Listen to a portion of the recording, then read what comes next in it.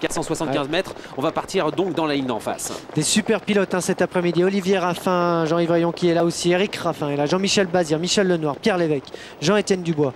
Et tous les régionaux aussi sont là présents. Et un monde considérable, comme on peut le voir dans les tribunes. Ça, il y a comble aujourd'hui sur l'hippodrome de Vincennes. À vous le commentaire, Pierre-Emmanuel, pour cette belle course. On est à Bordeaux-le-Bouscat et on va partir pour cette 29e édition du Grand Prix du Sud-Ouest. C'est parti avec Jardy qui est remarquablement parti cette année dans ce Grand Prix. Il est tout de suite en tête avec Jazoda, avec Javadarche. On sprint actuellement. Cool Duco a été pris de vitesse en début de parcours alors que Joyeux d'Urbain et Enfant du Bossis se retrouvent bien placés juste derrière les animateurs. Quito du Vivier vient à l'extérieur. Niopette d'Ombré a assuré ses premiers mètres. Écoutez, numéro 5, Jazoda est très bien parti. Puis Jean-Michel Bazir aussi avec ce numéro 7, Jardy qui est tout de suite aux avant-postes. Ouais, Chrysospide qui vient de faire une grosse faute. Il perd toute chance maintenant. Kivarinja à l'arrière du peloton. Évidemment, ça va être très dur pour elle. On va sortir du tournant dans quelques instants avec Quito du Vivier qui accélère et qui va venir rejoindre maintenant Gert Lanou et Jazoda alors que Jardy est en 3e position. On va peut-être reprendre l'épreuve comme ça et faire la ligne droite en face des tribunes tout de suite avec Jazoda qui est très bien placé tête et corde, Pierre-Emmanuel. Oui, on calme un petit peu le jeu maintenant. On est parti assez vite et on reprend avec Jazoda et Quito du Vivier qui mène la course.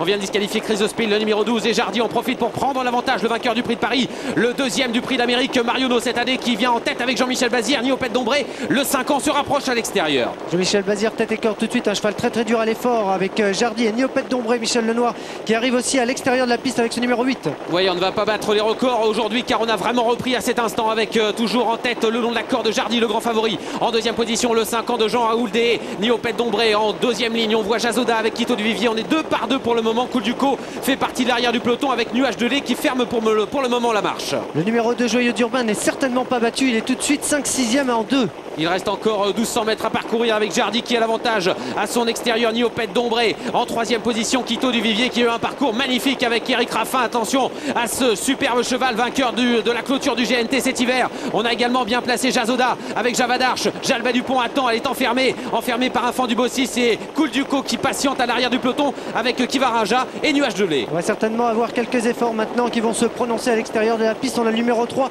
qui vient de déboucher les oreilles. Il s'agit de Enfant du Bossis. Et ça va chauffer dans quelques instants. On aborde bientôt le dernier tournant avec Jardy qui a l'avantage toujours devant Niopette d'Ombré. Ça ne bouge absolument pas. Les places sont figées. En 3e position, Quito du Vivier qui est plein de ressources avec Eric Raffin qui attend le maximum. On voit l'accord de Jazoda avec Joyeux d'Urbain qui est toujours au contact avec également Javadarche alors que Jalba Dupont a beaucoup de mal à suivre et que Cool Duco commence à venir à l'extérieur avec Pierre Lévesque qui lance la vapeur. Au galop, Cool Duco qui se montre fautif.